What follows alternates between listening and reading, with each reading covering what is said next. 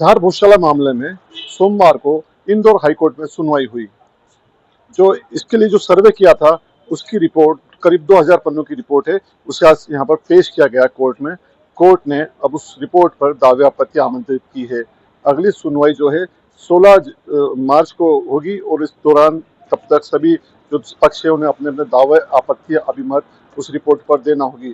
जो एएसआई ने सर्वे किया था वो करीब 98 दिनों तक किया था और अलग अलग पद्धतियां इसमें अपनाई थी। और जो इनके जो याचिकाकर्ता उनका कहना है कि जो रिपोर्ट उन्होंने प्रारंभिक तौर पर देखी है उसमें साबित होता है कि वह एक हिंदू मंदिर था, एक भोजशाला थी और उसका निर्माण करीब 1000 साल पहले हुआ था। तब तक मालवा में मुगलों का आगमन नहीं हो पाया था। वे इस रिपोर्ट को लेकर काफी उत्साहित थे।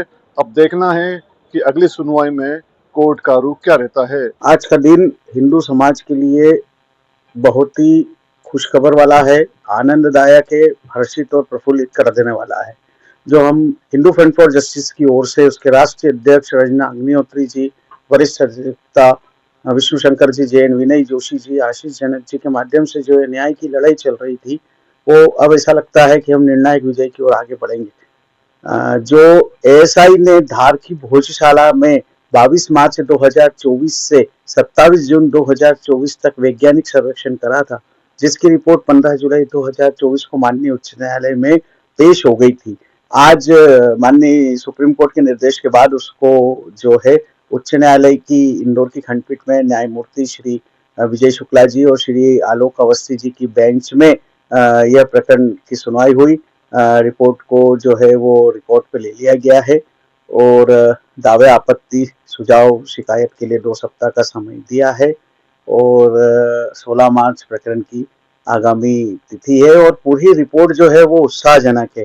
हम जो बार बार कहते थे कि वो माँ सरस्वती का मंदिर है, उसमें हिंदू समाज का पूर्ण आधिपत्य हो, नमाज हमेशा के लिए बंद हो, तो उस रिपोर्ट में यह स्पष्ट है कि वह जो है वो परमार कालीन इमारत है। वह 1000 से पूर्व की, मतलब 1000 वर्ष से पूर्व की वह इमारत है और यह भी स्पष्ट है कि जब उस समय इस्लाम का भारत में आना ही नहीं हुआ था। मालवा में 1300 के आसपास इस्लाम आया और वो इमारत 1000 के पूर्व की है। तो और यह भी उसमें स्पष्ट रूप से प्रतिपादित किया गया है कि जो भोजशाला के स्ट्रक्चर के अंदर जिन भी खिलजी हो, गोरी हो, उन्होंने मुगल हो, उन्होंने आक्रमण अतिक्रमण करके मंदिर को ही ध्वस्त किया था और फिर उसको जो है वो मस्जिद में बदलने का एक कुत्सित प्रयास किया था, जिसमें वो सफल नहीं हो पाए। वो तो मंदिर था, है और रहेगा। वहाँ पे 94 मूर्तियां मिली है, 1700 से अधिक अवशेष मिले हैं, जीपीएस हुआ है, जीपीआर हुआ है, कलर फोटोग्राफी हुई है, मेडिकल ट्रीटमेंट हुआ है, शिलालेख मिले हैं, उनका ट्रांसलेशन हुआ है, नीचे उत्खनन हुआ है, उसमें संरचनाएं मिली है। तो कुल मिला के पूरी ही रिपोर्ट हमारे लिए उत्साहजनक है और जो हम बार बार बोलते थे कि जो एक बार भोजशाला आ जाएगा वो स्वयं उस चीज की अनुभूति करेगा कि ये हिंदुओं का मंदिर है।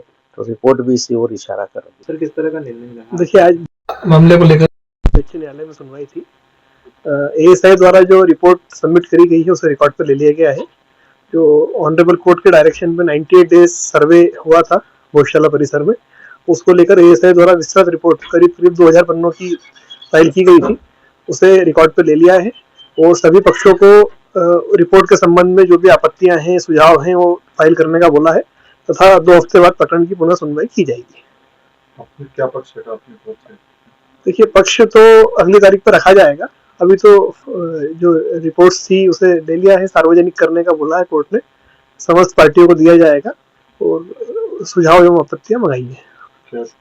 विनय जोशी, एडवोकेट। अमर उजाला के लिए जयेश मालवी के साथ अभिषेक सेन के इंदौर। आपके राज्य की खबरें, आपके शहर की खबरें सबसे पहले जानने के लिए देखते रहें अमर उजाला। चैनल को सब्सक्राइब जरूर कर लें और पाएं हर अपडेट।